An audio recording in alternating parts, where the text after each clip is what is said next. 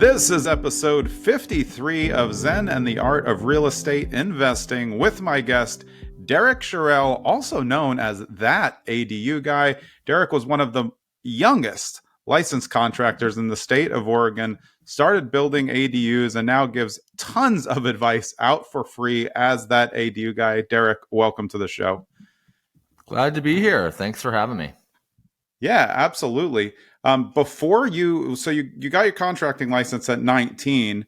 Were you planning on an entire real estate career like that, or did you just think at the time you were going to start building? You know, that's a great question. I don't get that as often as I should, probably, but I started building tree houses and forts as far back as I could remember. So I always knew that I was a builder. I also knew that I wasn't that good at school, but I could work with my hands. So I knew pretty early on that that was going to be my path forward. And just a really quick story, I had a high school woodshop teacher who handpicked a group of us. We thought we were handpicked because we were special, but really he handpicked us because he knew we probably weren't going to college, right? And he started a construction technology class, and this was in 1996. And we built an illegal accessory dwelling unit for another one of our teachers. And from then on, I pretty much knew that's what I was going to do.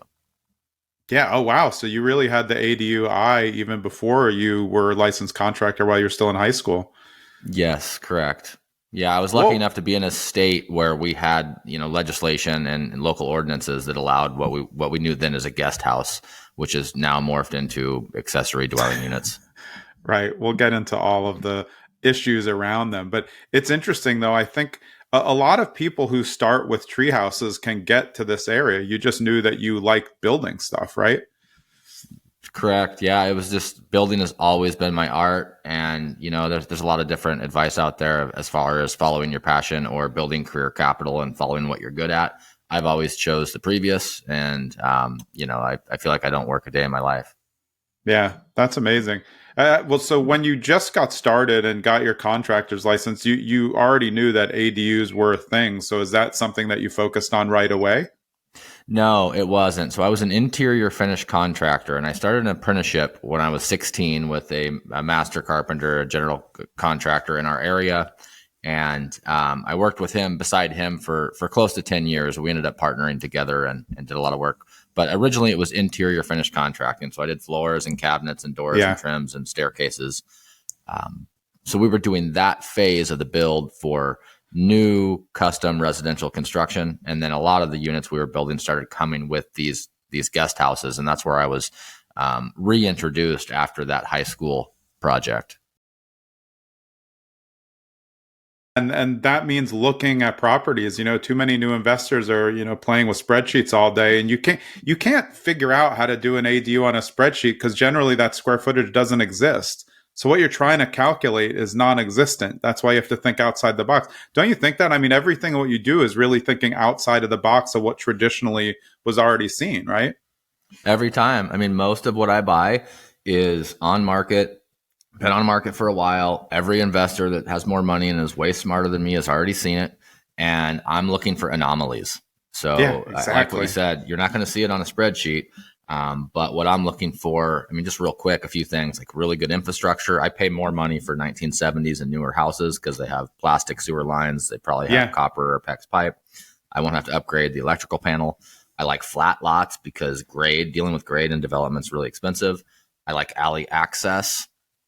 And it has to have room. It has to have infill room to do an interior or an attached ADU, and it also has to have room to do a detached ADU, and it also has to be large enough that I can infill it over time. My work as a planning commissioner and as an amateur planner over the years has shown me that densities are never going to get less. We're only increasing densities. Infill housing is basically taking large areas that are already within an urban growth boundary and placing more housing units there because there's already services, police and fire, sidewalks, street lights, etc. So the properties I'm looking for, like you said, they're unique through this set of goggles, and I'm looking for things that nobody else is looking for. So they're fairly easy to find and they're hidden in plain sight. Yeah, and the obvious one would be that, a nice big house with an unfinished basement that already has a bathroom. That one's kind of obvious, and those go pretty quick. But something similar, like an unfinished basement or, it's a 1 acre lot and the minimum lot size in that zone is a quarter acre. It's like all of a sudden I already know I have 3 lots plus the house, plus room for an ADU, plus plenty of room to park. Nobody Yeah. else was looking at that. They were saying, oh, that there's a lot of landscaping to do. Yeah, I mean that's absolute gold. Because cities are notoriously difficult to deal with, especially if they don't know you. So telling them like, "Hey, yeah, like you said, circle the area where this type of thing would be okay." And then you just focus or start mailing that area on your own, or just wait for properties there, and then you come back and say, "Hey, I got one. Here's the map. Remember, you circled this. It's you did it." You're holding them into something, but like you said, building that relationship. I, it's just so tough when I hear new investors just say something about it. They're like, "Oh, it's no big deal. I'll just build an ADU." And I'm like, "Oh, wow." Have you done any of the research? No. That's how people end up with foreclosed properties, because they think they can do something can't, or they start to do, they start to build one and the town's like, "What the hell are you doing? You can't just build Yeah. another unit. Like there's no Yeah. space." It's crazy. Yeah, great point. I always share this. I'm spoiled because I've been for 27 years. I focus on this one strategy. I don't buy commercial. I've never bought large multifamily. I don't have any mobile home parks. I only do one thing, and I do it really well. And I am still looking to buy house with ADU before I build. It's just Yeah. easier. I can show up to the closing table with low down, fixed rate, 30-year debt, done. And then I can add another one if I want. I'm only going to buy stuff where I can add more to because I believe in infill. But I'm Yeah. looking for a house that has one. So if you're a young investor that's coming in with double guns ablazing, like you're going to go build all these ADUs, maybe just try buying one first and then pecking away at your first one, because it's not easy. But that's also why it's there's a lot of success at the end of the road, because it is challenging.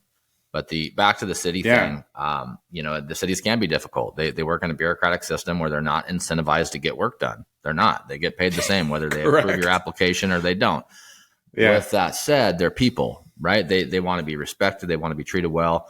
But don't be afraid of the planning officials and the building officials. They're there paid on a tax basis to help us develop. Their job is to answer our stupid questions. So many people, like I talk to real estate investors all day, every day. Everybody has a lender. Everybody has their favorite inspector. Everybody has their pile of realtors. Like nobody has a land use planner in their Rolodex. Yeah. Nobody. Like I don't know one investor that's not a developer. And you don't have to be a developer to understand land use planning. You just have to have that number on your team. You don't have to become an expert in your local zoning code, but maybe have somebody on your team that is.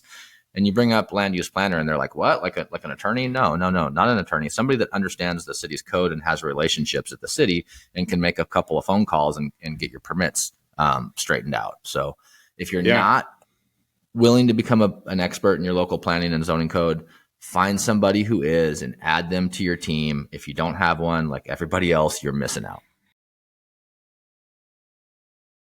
Yeah, but that last part though is important, because a lot of investors are using real estate. I mean, I'm licensed. I have a big team of 32 agents, but a lot of people use realtors who don't know anything about investing. They're just trying to get you to close. So they're like, "Oh yeah, sure, you can do a hair. You can just do a hair salon, no problem." Like, no, it is a problem.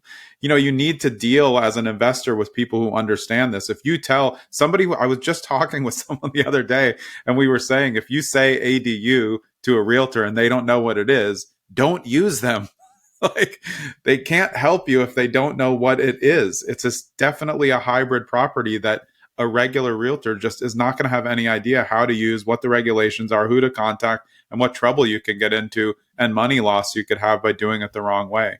Great points. Yeah. Yeah. I'll tell you my number one tip to bail realtors out. Don't put a listing together that says has ADU potential, especially in a state where ADUs are allowed on every single family lot, because everyone does.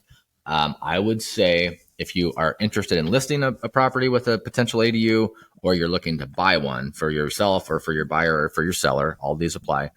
Call the city or county, the authority having jurisdiction, planning and zoning department, and request a certificate of occupancy for that second unit, because 75% of ADUs across the country are not permitted.